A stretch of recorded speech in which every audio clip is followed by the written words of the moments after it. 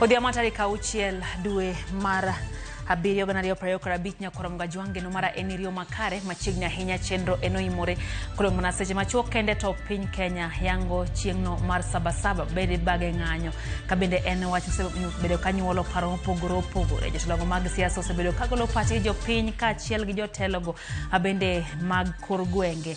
Oganda ntiere kod paro buora, obila bende wacho ni ok giyie ngang' milome mano ochiw manyiso ni ng'anyo dhi bedo. Magi duto waikoni e chenro ni mar oimore kaka pila roko pachi lai maro tamachuok na riade ka uchiel nono kabe wante live Facebook Ramogi TV ke imbui mar S kaachiel gi Ramogi TV Kenya mbui mar YouTube. Magi Thondweche.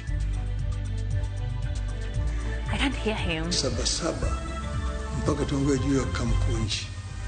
Na hapo ndipo mimi napendekeza ya kwamba Wakenya wakutane Kamkunji na waende pale waongee. Ogai mar ODM Raila Amolo Odinga oramoni kinyno telera par mar sabasaba e pap makamukunji ka owacho ni lek mar sabasaba ne ok mar bago ng'anyo e bombe.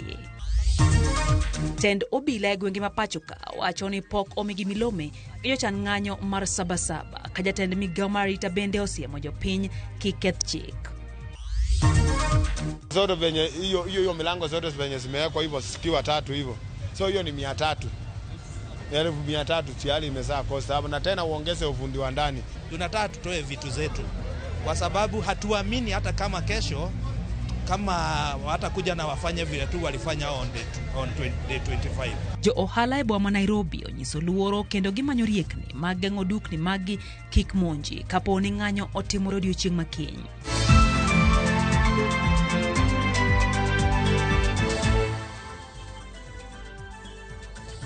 Machiegni nyakoro mgajwang' chenro enoimore wantie gi jaloko Lizo Tieno nyinga Lydia Okeyo.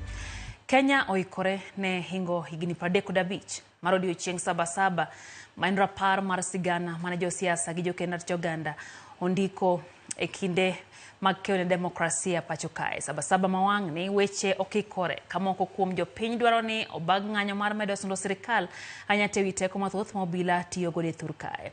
Tendo obila e counties opogore pacho kae to dagi puodho milome mano ochwal e wi ng'anyo ma igeno bage pacho ka mar sabasaba. Jatend migao mar rita Kipchumba Murkomen bende onyiso jopiny onyakue ka wacho ni obila biro rakore gi jonjore ma biro rocho kue e kindego mag ng'anyo. En ng'anyo ma osebed kae gido wachne gi moko kuom jopiny kaka rapar ne odiechieng' sabasaba moko kata kamano to neno ni ng'anyo ok e yo. Ng'anyo mar sabasaba ma ichan bagi wuok tich tarik 7 dwe mar abiriyo moko kuom jochan ng'anyo wacho ni gidhi tiyo gi odiechieng'no e keto sirikal tesre kaluwore gi teko mathoth ma obila osebedo katiyo godo kuom jopiny. Kata kamano jotend obila mwaloso gode moko kuom gwenge mapachoka angoni pok giyudo milome kata kwayo mar ng'anyo ma kamago e kaunti ma Nairobi. Jatend obila ma Central Stephen Okalo yangoni onge milome mora ma osechwal ne obila e wi ng'anyono to kata kamano gin giseketo ikruok makare ne gima nade ma jong'anyo go biro timo. Mabende chal mar weche kaunti ma Kisumu kama OCPD ma Kisumu Central Peter Mulai olero ni onge milome mora ma giseyudo kotenre gi ng'anyono mar sabasaba. Kata obedo ni nitie report mane osego ka obila kaka milome ne ng'anyono e kaunti ya Mombasa, milome mane ochiw gi Bradley Ouna, OCS matesendo obila ma Central Mombasa Sylvester Wambua ochungo ng'anyono ka owacho ni malingling magiseyudo siliko ni nitiere jomaundu machano donjore ng'anyono kendo kelo tulo. Jatend migao mar rita Kipchumba Murkomen ma olose kaunti ma Meru to kone jogo machano dhi ndara ni kik tim timbe njore kata maundu kendo kik giroch kwe mar oganda. Murkomen wacho ni jopiny omiyo obila thuolo mar keto arita kaka winjore. Hii demonstrations ya siku hizi hakuna amani ndani, mipango yote ana wale wa kupanga wanapanga tu vita, kuchoma kotini, kuchoma police station, kuchoma administrative units. Na mimi nashangaa sana kwamba hiyo ni protest ya aina gani. Nimeambia askari wetu wakuwe wapole kama njiwa, wakuwe wapole na wazuri kwa wananchi. Lakini kama ni kupambana na majangili na wale ambao wanataka kuharibu mali ya umma na wale ambao wanataka kuua wananchi wengine ama kuua polisi, wawe wakali sana kuhakikisha wananchi wanadumishwa amani. Ogai mar ODM Raila Amolo Odinga koni kinyno chopia lap mar Bagorombe Makamukunji Nairobi kendo riwore gi jo-Kenya yango odiechieng' mar Sabasaba. Raila ni ng'anyo e boma. Ok en Sabasaba kata matin kendo ok nyal miyo Sabasaba obed kod nengo mare. Walter Nyambaga ntiere kod ler. Ka odong' seche to gana jo-Kenya yango odiechieng' mar Sabasaba, higni 35 mosekalo. Ogai mar ODM Raila Odinga yango ni en owuon kaka jal mane ondhik kendo chamo itopoi e kinde loch mar agoko e kinde nochopie lap mar Bagorombe Makamukunji mar yango odiechieng' mar Sabasaba kod jo-Kenya. I will go to Kamkunji to remember those who have passed on in the past. My view would be the road should lead to Kamkunji. And then in Kamkunji, people meet there and pass a resolution. This is what we want. Raila olero ni onge ng'anyo mibibagi e konde mag boma mag lodho mwandu jo-Kenya, kasto imieno kum Sabasaba mibitime chuny boma. Ogai mar ODM ojiwo jo-Kenya ni mondo Sabasaba obed kod nengo mamare, to nyaka time mana kama ne ochake, ma en Kamkunji. Uwanja wa Kamkunji ni muhimu sana kwa taifa letu. Tukiongea juu ya Sabasaba mpaka tuongee juu ya Kamkunji. Na hapo ndiko mimi napendekeza ya kwamba Wakenya wakutane Kamkunji na waende pale waongee wakikumbuka wale ambaye wamepoteza maisha yao katika harakati ya ukombozi wa taifa letu, na vile vile waseme yale ambao wanataka ifanyike katika taifa letu katika siku zijazo. Hizo ndio pendekezo zangu. Kuloso Nairobi, jatelo ni Sabasaba osekelo lokruoge mathoth e yor demokrasia, kata kamano dok chien moko to pod nitiere e kendo nyaka rangi malong'o pachoka. Odinga okoni moko kuom gigo manyaka mimbi e kinde chwalo ng'ur mag Sabasaba oting'o pek mag uchumi to kod thuolo mag dongruok e Kenya. Economy has not performed as we would have expected. Achieved the formation of other political parties. In the process, we managed to push for a new constitution, freedom of expression. The media is generally now much freer than it was at that time. We have not achieved everything that we want. You can see, for example, violations of human rights still abound here. You've seen police being able to shoot people, to kill. Kata kamano, okoni siasa noya chon, e kendo pod biro dhi nyime, to nyaka chiw lwasi mar telo, manyangafu, ne oganda makare, to kod jotelo ma obedhore, man kod timbe mongirore, to kod chia makare. Sabasaba actually was a very noble idea. Sabasaba was meant to bring the people together for a common cause. And this cause was change. Walter Nyambaga, Ramogi TV.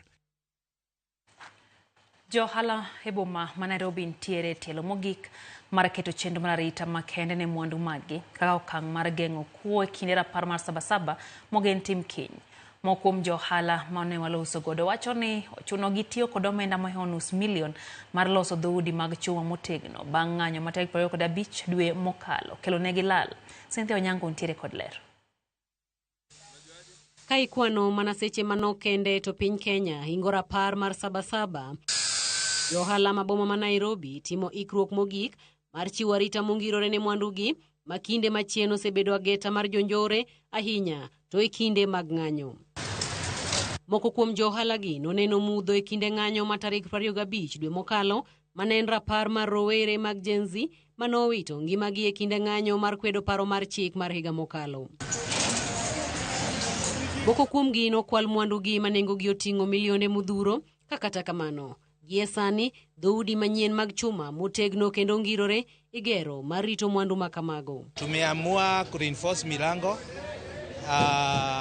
ndio at least by kesho tusifamiwe kama vile tulifamiwa on 25th. Juu 25th hata hatukulala.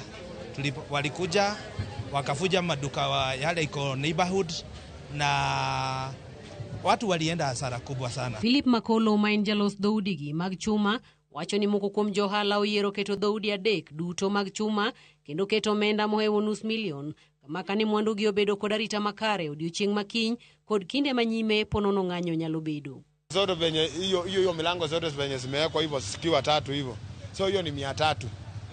1,300 tayari imezaa cost hapo na tena uongeze ufundi wa ndani. So tuseme kama hapa milioni ndio yanatengeneza nayo hapa. Hapa nduka zenye zimeibiwa ni nduka kama 100 na kitu kwa sababu juu hii nyumba yote ni kompyuta. Kama chielo, jaohala Munio Mushai mabende en jaohand masinde mag laptop ma en achiel kuom johala ma osebedo ageta mar jonjore kinde ng'anyo fundo masindege duto kendo terogi kama rita maber nitiere kalure kod mar ni ponono ng'anyo bedo kiny to jonjore dipoka ogeto mwandune. Hata kama tumereinforce milango tunataka tutoe vitu zetu kwa sababu hatuamini hata kama kesho kama watakuja na wafanye vile tu walifanya on day 25. Yeah. Kwa sababu tunaona kila mtu wale wako na vitu kwa maduka wanabewa vitu. So hata kuna wenzetu walibebewa vitu zote. So mtu ana wala mbele wala nyuma. Mushai wacho ni kata obedo ni jo Kenya chulo omenda mathoth kokalo osuru onge arita makare ma obila osebedo kamiyo mwandugi. Duka moja ilikuwa inafujwa more than 2 hours na tukua tunaona polisi. Polisi walikuja baadaye vile maduka already kama imefunjwa. And we are just seeking for the government to come and reason with that and just listen to what people want. And it will be better for our nation because what we are experiencing is not good at all. Okber kabisa, for real Okber. Town kai Okber during the protest because we are losing a lot. Sales zinaenda chini and it's a bit troubling. Ma e chal mar moko kuom dukni e chuny boma ma Nairobi ka johala moyudo nyalo mar loso dhoudi mag chuma mongirore to lausa to mago maonge kod nyalo mar keto dhoudi go motegno chunygi goyo kibikibi kendo kwayo jong'anyo mondo kiny kik monj mwandugi. Our jenzi tusinyang'anye watu vitu zao na tusibomoe biashara sababu wengine wamechukua loans kuweka hizo biashara. So wakati unatuvunjia duka wengine wetu ni hiyo duka tunategemea. We are relying on that business. So kituvunjia jamani unatuvunja moyo na unaturudisha nyuma and it's not good at all. Sama johala moko pod kwano lal kokalo e kuo, monjo kendo ketho dukni magi kokalo e njore, riwruok mar weg matatu bende ojiwo jokanyo magi mondo bed motang' e kinde ng'anyo mar Sabasaba kendo kik ti kod nyamburko margi e ting'o jonjore. E ote ma ochiw gi jagoro mar riwruogno Morris Obambo, weg matatu okwayo sirikal mondo jiw arita ne sekta no. Joluo nogongero ni mosmor ni okromi. Ne Muchai kod jogo manoyudo lal giwacho ni ma en okang' mar temo reso mwandugi makelo negi chiemo odiochieng' kodiochieng' e mesa margi. Cynthia Onyango, Ramogi TV, Nairobi. Riwruog mine ma Kaluo ma ong'ere kaka Nyinam owuok oko mar kwedo paro mamoko kuom jopiny nitiere godo mar bago ng'anyo e rapar mar Sabasaba odiochieng' makiny. Giwacho ni ng'anyo go nyao mana tulo kendo kelo lal. Mano bende paro mochiw gi moko kuom rawere mag Mbareny. Jafo mara Armstrong Osutu alero moko kuom mine ma otisore ni Mothers of Kenya togolo ywak bang' kweth moro monjogi kane rik gichiwo twak ne jofwambo mar kwedo bila kuom tiyo gi teko mathoth kuom jong'anyo. E kinde ma piny Kenya pod temo tiyo kadhonde mane owe gi ng'anyo mane obagi tarik 25 dwe mokalo, oganda pod to neno gino ma tarik 7 dwe mar 7 biro kelo odiochieng' ma bende oseketo nyong'ong' kaluwore gi moko kuom rawere ma osebugo bago ng'anyo. Kama gitimore, moko kuom jopiny to nigi paro mopogore. Riwruogwa keini maluongore ni Nyinam bade ma Nairobi ne wuok oko mar kwedo ng'anyo ma kinde ka kinde ma giwacho ni kelo mana lal. Giwacho ni nitie dwaro mondo jopiny ochiw luor ne sirikal kendo rawere bende owere gi dhi e ndara kendo manyo yore opogore matieko ywaruok. Sirikal nyaka miluor mondo sirikal otinwa kaka jopiny. Sani gima koro wakwayo wadwaro ni mondo nyithindwa owere gi weche mag maandamano mag ketho gik moko, giduog mondo gibed gi sirikal piny, gitim godo dialogue mondo giwinjre ka nitiere tije ma sirikal ogolo ne oko mimiyo vijana mondo vijana oyud tije mondo ng'wech me barabara ni orum. Wakwayo ni jatelo ma marwa main president William Ruto ochung kod minewa kendo ochung kod nyithindewa mondo seche ma tich biro chopo giyud tije ma ginyalo yudo mondo giwe wuotho e barabara. Minego koni gichiwo sir ne obila kendo ni kaka obila go oningo bed ni tiyo kod teko mathoth e gayo jong'anyo kaka jong'anyo bende oningo chiw luor ne obila. Wakwayo niya, nyithindo manitie mawuotho, polise be gin mana wegewa, polise bende gin mana minewa. Wach mar tho bende watamore ni nyithindwa mondo kik negi, polisi bende kik negi. Wach mar nego nyithiwa, hinyo nyithiwa mondo ginene nikech wan e sirikal sani. To komachielo moko kuom jotend jopuonjre mag mbalariany bende owuok oko mar kwedo ng'anyo maliekore ni biro bagi odiechieng' mar Sabasaba ka gikwayo rawere mondo obed pacho mondo ne ni lal ma oting'o tho ok oneno. Kiny yude wate odong dala otim gima useful manya kelo development e Kenya kae. Jomoko tiyo kodwa marach. Kaluwore gi gima notimore last time mar ni nitie nyaka nyithindo manyiri gi joma mine manoroch ratichgi. Daher wacho ni wamanye yo moro kaka jomatindo mwanyalo solve godo issues wagi. Ma wanyalo kata bedo piny gi jotendwa gi to wakono gi adier ma indie shida mwaneno to waneno tim kama nikech chocho ni we have the ideas. E kinde go riwruog mine maluongore ni Mothers of Kenya ywak ni ne omonjgi kod kweth mane omanore gi lweny e kinde mane gitwak gi jofwambo e log tich mar riwruok makedo ne ratich oganda mano Kenya Human Rights Commission e boma ma Nairobi. Twak margi ne menyo kwedo tim mobila tiyo kod teko mathoth kuom jong'anyo. I don't know what kind of church that is because Mimi we are coming there to hold vigil, to pray and to ask for peace, to ask for our children to be left in peace, and what we met with was complete violence. Hata mna aibu ya kuattack anaita 9 years grandmother ambaye tu makosa alikuwa amefanya ni kukuja na kushow up kwa wale wa mama wengine na wa mama wenzake. Armstrong Osutwa, Ramogi TV. Thoth skunde anyato ma jopuonjre dokie pache counties mopogore opogore oseoro oboke ne jonyuol mondo mi kik chwal jopuonjre skunde odiechieng' makiny ma piny Kenya hingo e rapar mar Sabasaba kaka Judith Omoni leronwa ma bire juma mar 2 bang' jopuonjre wuok e yweyo mar half term. Odiechieng' mar hingo ng'anyo maduong' mane obedo e higa mar 1990 tarik 7 dwe mar 7 mano Sabasaba biro wuok tich ma juma chakore kendo somo winjo dhi nyime kaka pile skunde ma pacho ka. Kata kamano chal ka gima odiechieng' makiny chal biro pogore kaluwore gi ripode mathoth skunde oseoro ne jonyuol. E kaunti ma Nairobi, jonyuol e skunde kama oriwo St. Elizabeth, St. Jude Alisan, Hill Academy, Paddington School e kind mamoko oseyudo ripot mondo mi kik gigol jopuonjre mar chopo e skunde. Kisumu Hekima School, Makini School, Kisumu Junior Academy bende gin moko kuom skunde ma jonyuol oseyudie ote mondo mi obed kod jopuonjre pacho. Kata kamano e thoth skunde mag piny owacho, thoth jonyuol pok oyudo ote moro amora ranyisi ni jopuonjre kiny nodonji e skunde.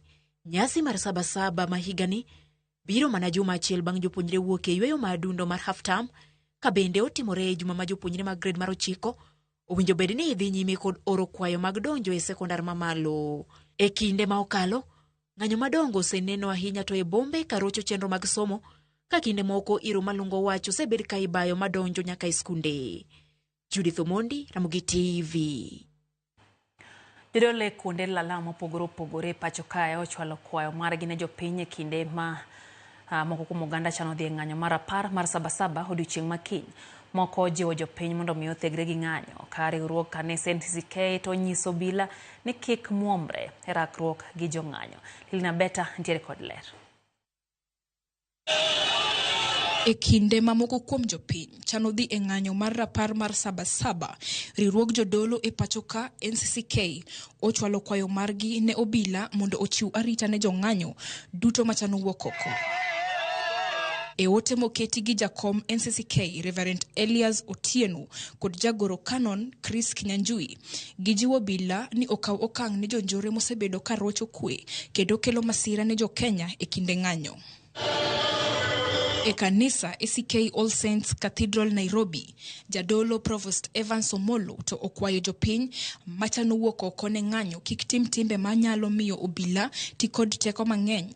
Bende ojiwo ni maki jogo maketho chik kendo kik chwadgi kod magina. Should certain people choose to go out to express maybe their displeasure in demonstration, we want to ask them to refrain from destroying property or provoking the police officers or invading any government installation. Whether gazetted or captured in the Constitution or not, government installations need to be protected, whether they're police stations, whether they're government offices. Please adhere to the provisions of Article 37 of our Constitution, which provide for peaceful demonstration, but also lays responsibility on anyone. E kaunti ma Migori, e kinde romo mane okelo jokanyo mag kanisa kod jokanyo mag bunge la wananchi, ginyiso rowere mondo obi odhi nyime kod tijegi mapile kendo kik dhi e ng'anyo e odiechieng' Sabasaba. Kuyie ojende peduru na kaka nubedo gi kwecha numoro wakendo nwalamu numang'eny ahinya akwayo ni wa maintain uru peace kaluwore gi program mar Kenjwa Sabasaba ne sikuku gi nokelo kidwaro wach mar multi-party. Kata kamano multi-party nyocha nwaseyudo koro wakwayo ne Sabasaba ma Monday ng'ato ka ng'ato otimna tijene. Jakom mariwruog kanise ma Nyanza Archbishop Dr. Washington Ogonyo Ngede koriwre kod jadolo Philip Obuya bende ogolo kwayo margi ne rowere kod obila mondo orit kwe e kindgi. Kata obedo ni jopiny nigi ratiro mar dhi e ng'anyo, to onego bed mano mamuol kendo ok giketho mwandu jopiny. Kwayo jokanyanam ni kuom ng'wono mar Nyasaye wadhi e maandamano to kik waketh mwandu mag jothurwa, kik waketh duka mar ng'ato, kik waketh ohand ng'ato, kik wadhi e station mag polis mag sirikal mondo wawang' jowadwa. Ka wachumoko matek to jopolis gimubiro dwaro bang'e chien shida ni kama dhuom na jopolis to biro konya. Koro ka onge kamoae ok onge ko biro konyo. Kwayo nyithindwa ni ka kiny wadhi e ndara ni poni iwuok ni dhi e ndara to bed peaceful, obed ng'anyo mar kwe, kik obed ng'anyo mar ketho mwandu, kendo kik obed ng'anyo mar wang'o police stations, kik obed ng'anyo mar nego polise wa. Mano kwayo ma antiere godo kuom kijende wa. To kade nyalore to nikech sirikal marwa noseluongo ji mondo mi wawuo. Lilian Abeta, Ramogi TV. Mokuom jod bura ma oke kaunti ma Nairobi koro kwayo mondo ng'anyo ma ichano kiny obed mar kwe ka jo Kenya dhi hingo odiechieng' Sabasaba. Jotelo bende okwayo ji mane wuogi kata mabiro wuok okiny mondo mi one ni onge kethruok mag mwandu e kinde ng'anyogo ka gijiwo obila mondo mi oyud arita mane ni onge ng'ata ng'ata moketho chik e kinde ng'anyo.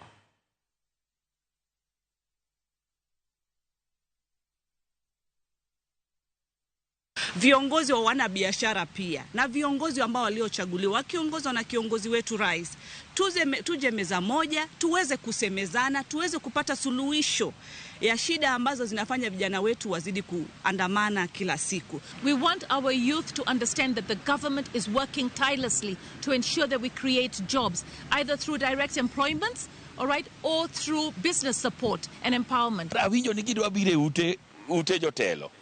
Anoda gibire pile. Kendo wang' ni ka gibiro gidhido ka osetednigi. Koro gibi kendo wabed piny, wachiem kendo wawinj mamit kabisa. Kendo wach no mora nikech ng'eny ojende gi kia kata kuma wadak.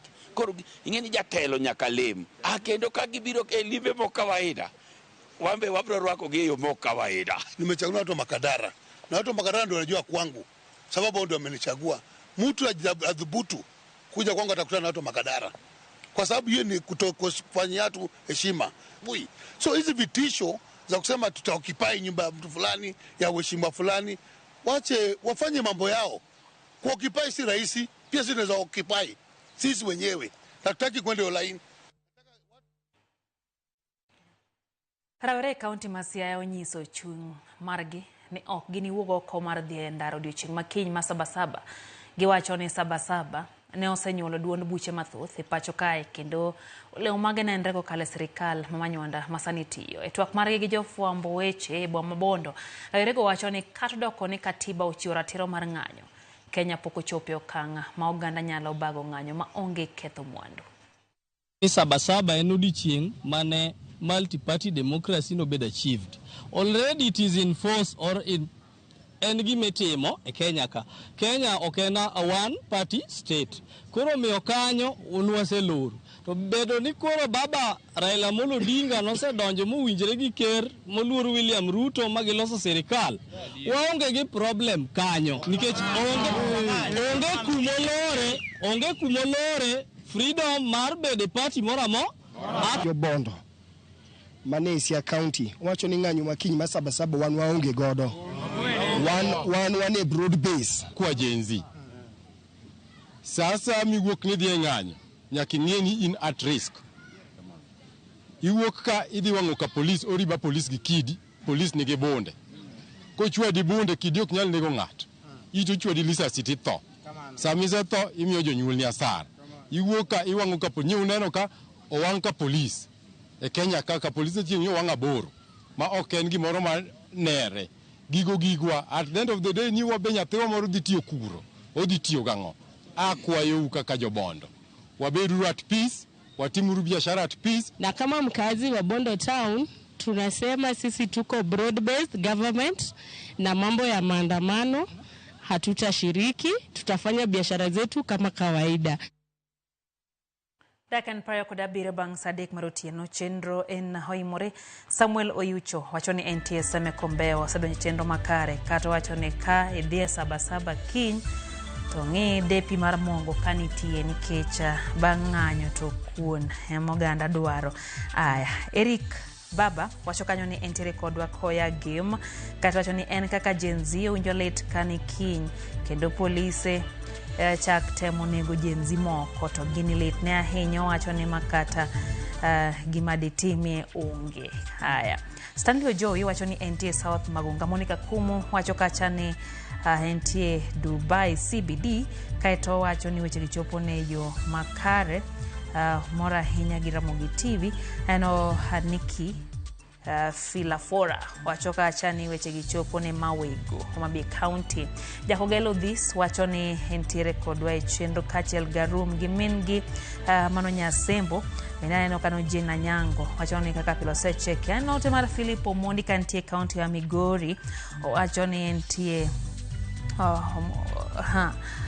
Ogomos ne mjumbe mar Sunawa Francis Peter Masara kuom mwito wuode mabiro iki Friday. Nyasaye omedeteko mosahinya kumano Nyasaye mondo mi oho jatelo enobede Pastor Juma Rundu wacho ni okwayo vijende mondo mi kiny Sabasaba gi ng'any gi kwe ma ok giketho mwandu oganda. Mwalimu Jael gi mwalimu Azena Thachuku mar Kugi Singisi Mixed Secondary School wacho ni gintiere kodwa e chenro dia makauno kachiel gi mwalimu Bernard wacho ni gin kwe magi kone piny Kenya enobede chenro ukelo haloti akira wacho no chenro yo makare wacho kanyo ni en kanyo gi minode girango wechego mana mag Sabasaba. Waria John wacho ni min gi Mama Lea bende nitie kodwa Carol Nyar Kakamega gi Jondere okaw mos mage mago Jonyakach.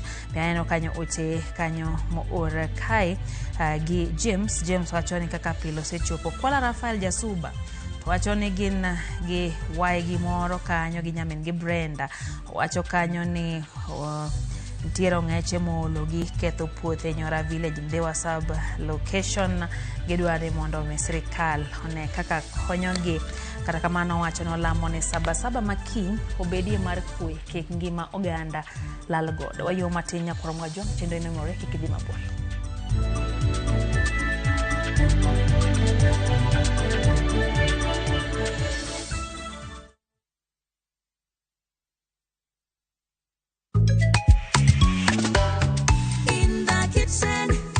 What do we bring?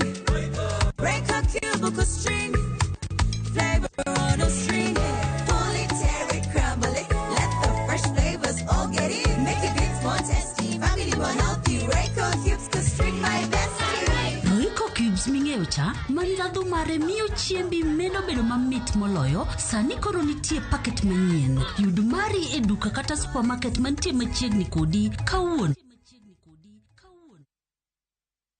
Craving Planning an unforgettable African adventure? With View Travel, discover the magic of Africa. Explore Cape Town's beaches, trek Uganda's lush rainforests, marvel at Rwanda's beauty, explore Tanzania's wildlife, unwind in Zanzibar's paradise, cruise Egypt's timeless Nile, or dive into Morocco's vibrant culture. Perfect for leisure, business, school trips, or romance. We craft journeys as unique as you. Tembea Africa na View Travel. Visit viewtravel.com or call and WhatsApp 0703 254 254. View Travel. Dream, explore, discover. Introducing Wigo, your trusted ride. The ride with the most reliable, verified, efficient and transparent drivers. With fabulous cashback incentives for passengers, each trip on Wigo feels like an upgrade. Download Wigo from Play Store or App Store or SMS Wigo to 20425 and ride with confidence. Wigo, let's go.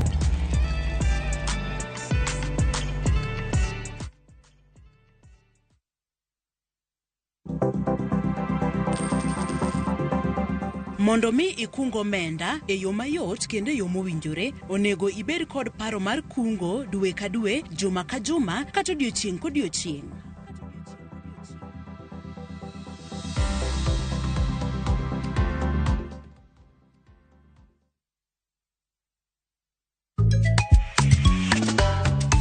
In the kitchen, what do we bring? Break a cube, book a string. Flavor on a string. Pull it, crumble it. Let the fresh flavors all get it. Make it good, one tasty, family, one healthy. Break a cubes, 'cause string my bestie. Rico Cubes mingeo cha manila.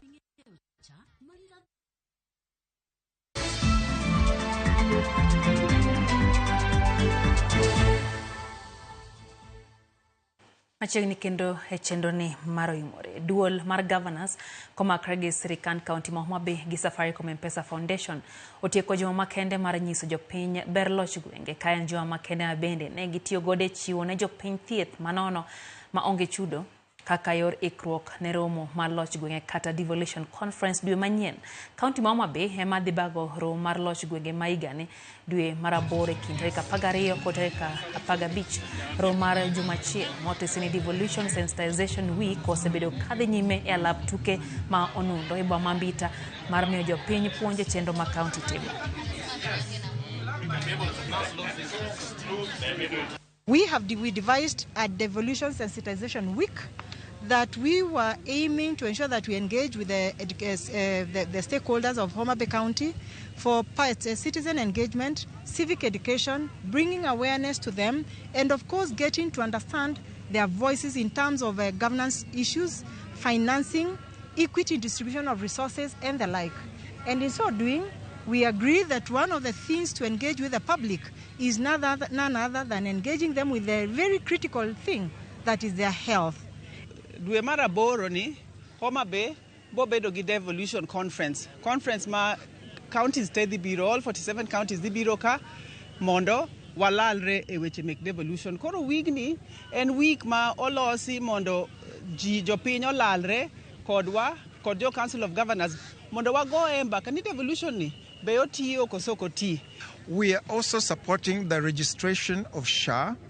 So patients that who would require out of this would require for longer treatment, they are then available. Then they are able to access SHA, the SHA benefits, and for the first 40 of these patients that are registered on SHA, M-Pesa Foundation will pay for them for the whole year.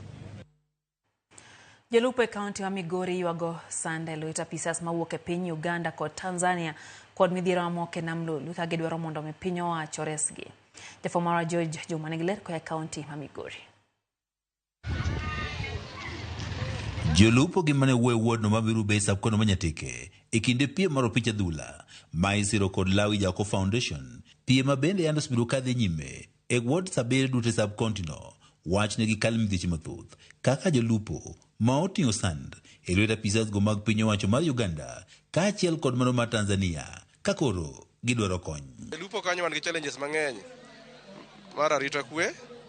Samoro kwa cross kwa dhi Tanzania wabedo gi challenges, samoro kwa cross kwa dhi Uganda wabedo gi challenges.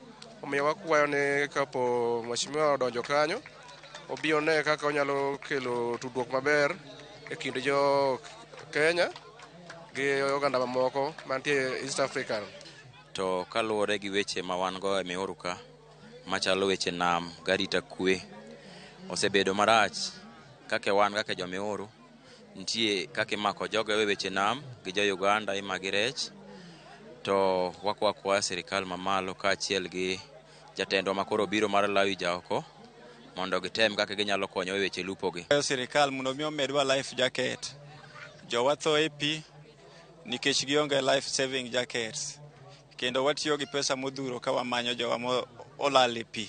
Jolupo gi Meru ka oteleko jagoro mar dhowedhe e wuod Meru be Jared Maganya wani isibiro ka giywago weche magarita kwe nam lolono kuom kinde malach kabende nyaka sani pogido resruok. Kwayo sirikal marwa mondo mi okonywa jowa ma jonam imako gi jopinje moluoro wa machiegni machalo Tanzania gi Uganda kendo gikawo pesa mang'eny kuomwa wa jo Kenya. Ne wira giwacho ni wadonje nambgi. Koro wakwayo sirikal mondo mi okonywa kinde duto te ka wanyalo yudo shida mora mora. Jolupo gi bende ywak ni gisebiro kod pek kata timo kachero e nam lolono nikech gionge kata kod yie ma ginyalo tiyo godo. Patrol boat ma wanyalo tiyo godo weche mag rescue kata mana weche ma sira ma yudre nam waonge godo. Omiyo wakwayo ni ka jatelo do thuolo kata kapok odonjo to nonyalo konyowa gi engine maduong' mar horsepower 75 manyalo konyowa e yore mag timo kelo arita kwe e nam lolwe ka. Komachielo jolupo gi bende dwaro mondo koro piny owacho ma kaunti ma Migori koro konygi e chenrono mar pidho rech ka itiyo kod ongago mag rech kata cages. Thoth gi mosedonjo pith mar rech ywak modhiche mathoth ma oting'o nengo mamalo mar chiemo mag rech. Nam oserumo to king'iyo population mar Meru 80% kuomwa depend kuom nam. To kawuono ji dhi e nam to onge rech miyudo. Teche golo pesa modhuro to gichagi yudo mana loss. Koro ne wakwayo sirikal mondo okelnwa the modern type of fishing makata ka gin cages to wanyalo pidho rech machiegni mondo mi okony uchumi marwa. Wan gi wach ni nyocha nomiwa cage mar rech mondo to nokomiwa chiemo. Nyaka sama wuoyeni rech tho kendo wadwaro ni gavana ong'e ni rech makibiro otho nikech chiemo onge. Nomiwa mana mufuka 10 norumo nyaka sani pod onge gimomiwa. Nyaka kawuono mawuoyeni onge kit rech moro amora chiemo magichamo. Ne wakwayo koyie to miwa chiemo to ne kaka nonyalo konyo mondo mi wapidh rech ka. Nikech onge kaka ne wanyalo pidho rech ka onge chiemo. Nyiso ni koro wantie gi chandruok. George Juma, Ramogi TV, Migori. Vincent Odero oken nying manyien e sigana mag lony manyasani ma wasebedo ka waluwo e piny Luo. Mokwongo ne wamenyo sigande mar loso stima gi minyaga mar dhano. Tinende ogoyo mbaka gi jafwambo mar Cleophas Oluoch ka en dalagi mantie Nyamonye, Siaya County ewi kaka otiyo gi lony manyasani e bero kaka ikeyo teko mar stima kokalo e teko mar chieng' kata sola. Nyamonye, Bondo e County ma Siaya. Japuonjre ma jaiga mar adek e mbalariany ma Jaramogi Oginga Odinga University of Science and Technology, Vincent Odero, obiro kod lony machielo. Lony mar medo teko mar sitima mar sola. Lony ma en godo gi lek mathoth. Wayudo thuolo mar twak kod Vincent Odero e dalagi mantiere Nyamonye e Bondo sub-county. Otang'onwa kaka laro mar gichalo. Weyni mag sitima okalo malo gi piny. Lony mare rianyo dala. En gi chenro mopogore masani omiyo pek kaluwore gi tich mar lony manyasani. Gie sani an gi project mang'eny but ma focus gie sani en project ariyo. En mar loso stima kowuok e cho ma produce power from decomposing waste materials oko mar dhano chande. Oloko liet chande to stima. Then gimoro ma boost power mawuok e solar kiwango mamalo manyalo timo gimoro amora ma stima timoga e ot. Oleronwa ni teko mar sola nyalo tiyo mana kaka teko mar stima ma itiyo godo pile ka pile. With only a signal mawuok from solar mar 30 by 30, inyalo power 10 kilowatts load mar odi. 10 kilowatts timo fridges, riembo fridge, riembo TV, riembo so many things. Lony ni en mane? To en ang'o ma omiyo Vincent Odero nene kaka rieko manyien? Nitiere kaka a convert the voltage, the signal mawuok from the solar matis chande into mach mang'eny. Atiyo gi system miluongo ni power amp. Koro power amp no is my innovation. Power amp ni utilize the power of frequency. Koro naido ni secret bari increasing gig te lies on the frequency. Koro frequency kanyo no emantie siri na. Koro after setting of patenting, I'll then publish it how that thing is done so that wajalo tiyo gi small solar panels generating large power. To ji ma oseyudo sola ni gitiyo kode nade? Kare kanyo riembo CCTV, kare kanyo riembo electric fence, kare kanyo riembo floodlight, riembo TV, riembo fridges, riembo everything. The installation manistima ringo go chande emo pick off otimo gimoro amora manistima timo kanyo.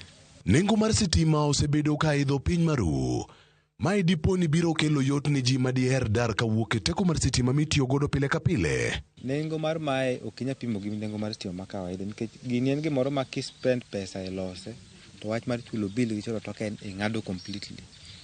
Nikech obiro to replace stima chande gima mane stima timo otimo. To ilony kae, Vincent wacho ni okoyot, nitiere midhiero ma okaloe. Seche moko yudo ka ng'ato keto hot plate, ng'ato riembo so many things at a go. Koro nitiere heat sink maketo toke kanyo. Koro heat sink no samoro chwakre. To be kambi mar Kenya Power miyo Vincent kibaji. Nikech ok en gima illegal, en gima is an innovation, is a new technology. Ok apar ni Kenya Power biro bedo gi reason moro amora mar frustrate kata temo suppress with the innovation. Nikech en gima solve problem mar community. Vincent ni kod lek mar bero kambi mare kendo chwalo chenro mag teko mag sola ne ji e kor gwenge duto. Adhi manyo kamoro, premises moro, tagero kata go down moro, tatimo gigi mass production. Te uso gi beda round ma ng'ata nyalo dhi to nyiewo, to luongo technician moro amora to install ne moko chuno nyaka na wuone matin nikech kama koro demand mochomo ni odhi inga koro. To ka opogore gi lony mar teko mar sitima ni, Vincent ni kod paro machielo. Tieko kuo mar penj e mbalariany. Aloso system moro i Jaramogi University kasani ma onyalo monitor joma timo penj na hall, 200 students matimo penj na hall, o monitor joma kwalo penj, obedo trained gi all the techniques makwalo penj, system tema design tema kwalo penj ong'eyo. Koro ko monitor ng'ama kwalo penj to zoom, to record, to en gi details mag the entire student fraternity mantiere skulu no. O zoom, o identify, to record kaki kwalo penj, to oro video ne the registrar. Lony manyasani e yo makoro Vincent Odero tiyo godo ka en gi lek mar loko ngimane kod mago mag jodalagi. Sirkende mokwayo mondo mak bade. Cleophas Oluoch, Ramogi TV. Kuom higni mathoth, plastik en achiel kuom gigo mong'ere ni ketho ler mar alwora kendo kelo midhiero. Kata kamano, rawere kadak mag Soko e boma Kisumu kelo lokruok kendo chiwo puonje ute ne jodak ma alworano. Ripota marwa Liliana Beta negiler kwa kaunti ma Kisumu.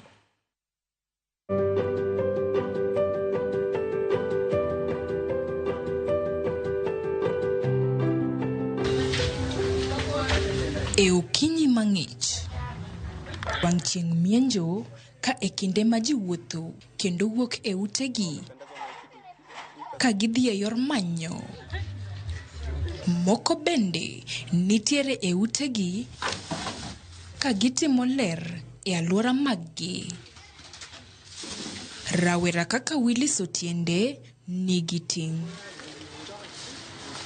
mar dhi e ute e kar dak mag Soko kendo choko taka. Taka onywandore kendo oket kanyachiel ka tich ma gin godo en pogo taka go. Mago mag plastik giketo yore, chiemo bende giketo yore, koda taulo mag ria kod mag boyo nyithindo bende iketo nyakonchiel.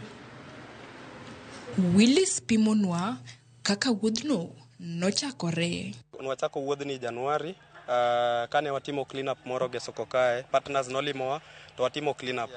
Koro gima ne watimo, wadonjo e dhoudi ka dhoudi, to wadonjo e dhoudi to wapuonjre gi jo ot kanyo. Wapuonjo gi weche waste management, kaka itimo waste separation, wapuonjo gi issues mag zero waste principles kaka refuse, reuse, recycle. Bang puonj makamano to wa provide community members waste bags adek nikech wadwa patek kod gigi miluongo ni climate action.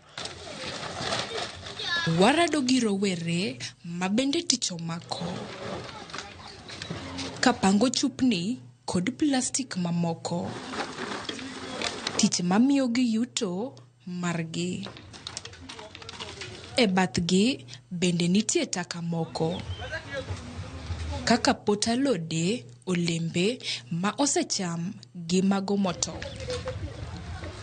Chenro mar choko taka en chenro ma onywando nyaka johala ma imiyo puonj e rito alwora margi. Catherine Awuor, ma en achiel kuom johala, nyiso mor mare kendo puoyo okang' mar rowerego nochako. Wapogo moko wauso ne jo anguro, joma pidho gwen, joma pidho atudo. Moko wakawa recycle wadok wauso kendo konyowa e pesa matin ma wayudo. Miyo kama wadake ler ni malo. Plastic ne wayudo ni en gima kata kisetiyogo to onge kaka onyalo timang'o, kaka onyalo tow. Koro no ne alwora bedo molil ahinya, lakini kane wach ma waste management manobiro ni na yudo ka nokonyo alwora marwa. Watwak bende kod moko kuom jodak kendo gilero lokruok mosebedo nyaka ne chenro makamae chaki gi riwruok mar Happy Life for Development. Kaka nomiwa juni adek go ma separate gigi, chon ne wakia gigi, koro sani kaka wang'eyo wakaw juni adek gi waketo plastic yore, pampers mag nyithindo gi sanitary towels mag joma nyiri waketo kando gi yugi moko ma inyalo gole compound kae kata ka jwendni to wachoko gi twatere skip. Kata kamano, gimedo jiwo rowere mondo dhi nyime gi chenro ni makoro kelo lokruok maduong' e alwora. Alwora ma oting'o nyithindo, gino makoro gineno kaka okang' mabiro thiro tuoche manyalo gore kuom jodak. Wakwayo ni vijana matindo bende ma ae states mamoko bende tim the same mondo mi ngima jodak ma Kisumo obed maber. Kata obedo ni rowerego osebero alwora margi, pod gin gi penjo ni taulo mag boyo nyithindo kod taulo mag ria gidhi tero kanye. E aora ma Uji, chal mar pi opogore kendo aorano opong' kod taulo miboyo go nyithindo matindo ma witi kod jodak malworano. Willis kwayo sirikal mondo onon matut kendo okonygi. Sani aneno nitie nyaka recyclable pamper gi diaper. Wanyalo doke mago, wanodo mana solution. To koro kaka corporates gi, joma produce pamper gi, ka sirikal nyalo konyowa to task gi, to put them on task, mondo gi manage pamper gi, wanyalo doke erokamano to kendo wanyalo contain issue mag pamper menace e River Uji, to kod alworawa kabisa. Jatend duol marito alwora NEMA e gwenge ma Nyanza, Stella Kamwasir, ojiwo ni ler mar alwora chakore gi jopiny giwegi.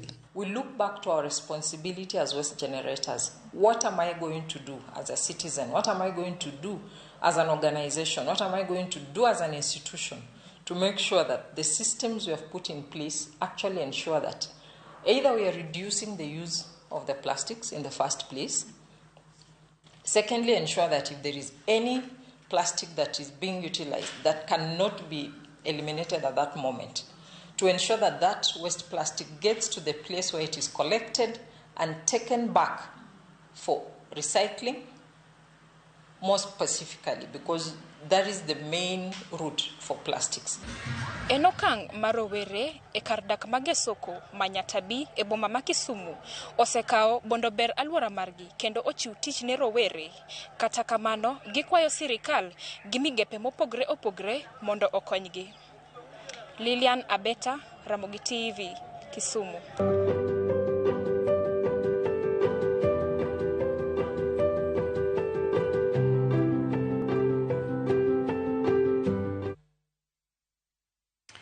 Bang report no mokel kod Liana Beta koya Kisumu County wayo matin nyakoro Mgajwang' ote mar Jacob Gideon Midega wacho kanyo ni entiere Oyoma Ogango gi Eric Ondijo kod Dan Wango wacho ni gikwa oganda jo Kenya obede kod kwe kinde mag saba Noguda Kayesu wacho ni entiere Sema Gawa gin gi Betty Winnie Helen Uka Chieng Linda gibiro kacha wacho ni jo Migori County wacho ni saba gibiro celebrate to ok mai. Hano bende Evelyn Jalimbe wacho kanyo ni entiere kod wano kanyo nyari Njile wacho ni gin giol gi uwie county ma Kisumu kendo gin peaceful. Engineer Lazaro Kanyambuko wacho no wuok e town kawuono sama dhi aboro to tayari polisi osechak olo wacho no ng'eyo ni rapari timo kod moko Msoma kod Lamu e kuonde opogore. Wacho ni ng'ama kine bukre biro chapo wiji town center to biro neno mapek kaluwore gi kito bila monene e boma. Mano Engineer Lazaro Kanyambuko. Odhiambo Joseph Komboto wacho ni en udalego kata wacho ni wach mar ng'anyo to katibo siro lakini kik wati kode marach wan kaka jochiwarita wabiro rakore gi jonjore mabiro kelo tulo mora kao kamano to wacho ni Walter Nyambago kao mosne hoyo watinya koro mga jongo doko mag tuya kikidhi mabor.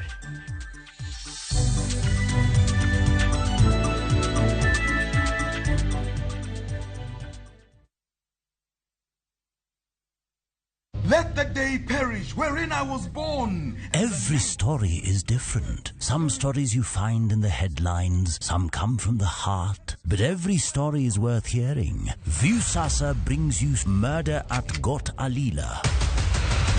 We unwrap the mystery behind Robert Ouko's death. In Jane and Solomon, the self-confessed witness gives his account of the story. My husband was not murdered on that sick. From the truth-seeking investigative stories to the raw human stories that often go unheard, Viusasa is your home for documentaries.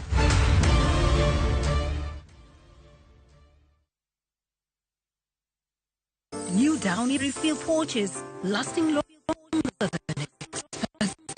perfumes.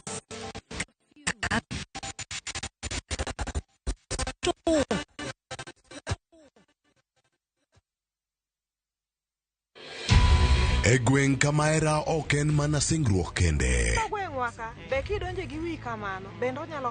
Ne oketo geno kuom osiepne maber ahinya mondo orit chunye. Kanyo to aming'ino okanyal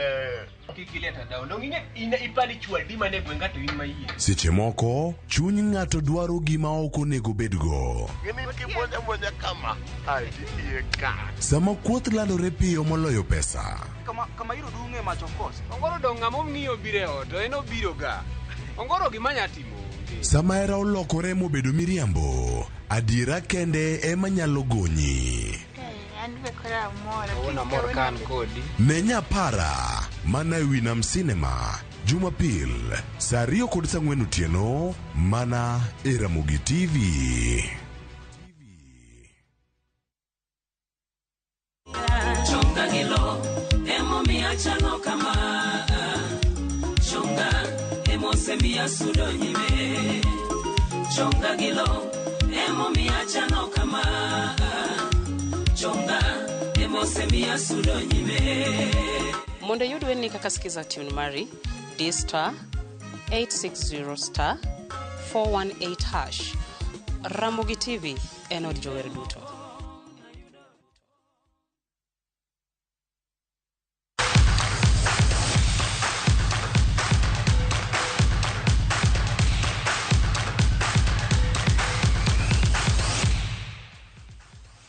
Piem mar opich adhula ma osebedo kadhi nyime biro dute kar chung'od bura manyatike ma osir kod Lawi Jaoko Foundation ochope gi odiechieng' manyoro. Tim mar Koweru Neo obedo jaloch e ward mar Got Kachola banglo tim mar Kiboko gondi 3-1. Okalo pia choma ka tim mar Sagenya nobedo jaloch e ward mar Kaler. E ward ma Muhuru tim mar Custom nolo tim mar Obolo secondary gondi 4-3. Tim mar Cherioradi bende no wuoka joloch e ward mar North Kadem banglo tim mar Modi gola 1-0 ka tim mar Ongoche no bedo joloch e ward mar Makalda Kanyarwanda. E ward mar Kachieng tim mar Karungu FC to bedo joloch e pitch adhula bang loyo tim mar Milimani kinde ma tim mar Rabala no bedo joloch e ward mar Kanyasa banglo tim mar Jangoe gondi 2-1. Nyithindwa nigi rang'iny maber mar goyo mipira mar adhulo, omiyo wayie ni mpira inani nyalo tero nyithindwa kama bor kabisa, nikech mae mamiyo kata mana jogor maiya kata mana time mamoko mane thurwa kaendi nyalo biro makawo nyithindwa matiere go mipira ma ichulo nengo mamalo. Ni Gor Mahia nochakore mana kama, to wan wa Jonyatike pok waneno Gor Mahia wa moro. Ka nyithindo dwa tugo to nyaka wadhi mana Migori Youth, nyaka wadhi wamany mana Sony, nyaka wadhi wane mana Thika United gini. Wagombo Thika United gini moko moan wa Nyatike ka. Kendo gimo chako ni kiko duoke chien. Jomoluoro wakage gin joma tindo. Lawi Jaoko Foundation wang'iyo joma tindo mondo tiegruok margi e weche mag talent obed malo.